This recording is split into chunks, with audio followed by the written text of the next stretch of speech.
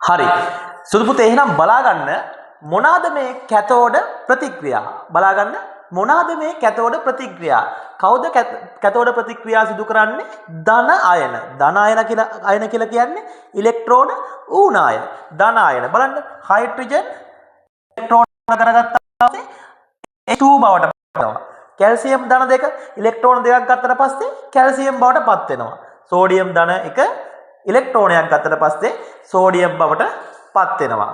පුතේ ඔයාලගේ මුළු සිලබස් එකටම තියෙන්නේ මෙන්න මේ කැතෝඩ ප්‍රතික්‍රියා තුන විතරයි.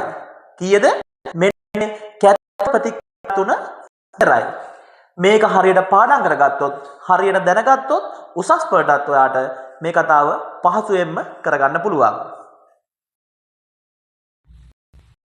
පුතේ කවුද මේ ඇනෝඩ ප්‍රතික්‍රියා දක්වන්නේ? පුතේ ඇනෝඩ ප්‍රතික්‍රියාවන් දක්වන්නේ හරිද? කවුද? ලෝහ සහ ඍණ අයන. කවුද? ලෝහ සහ ඍණ අයන. පිට කරන්නේ කවුද? පිට කරන්නේ පිරිමි වගේ. කවුද? පිරිමි වගේ තමයි මේගොල්ලෝ හැසිරෙන්නේ. බලන්න සිංක් ඉලෙක්ට්‍රෝන දෙකක් පිට කරාන් පස්සේ සිංක් ධන දෙක බවට පත් වෙනවා. කොපර් ඉලෙක්ට්‍රෝන දෙකක් පිට කරාට පස්සේ කොපර් ධන දෙක බවට පත් වෙනවා.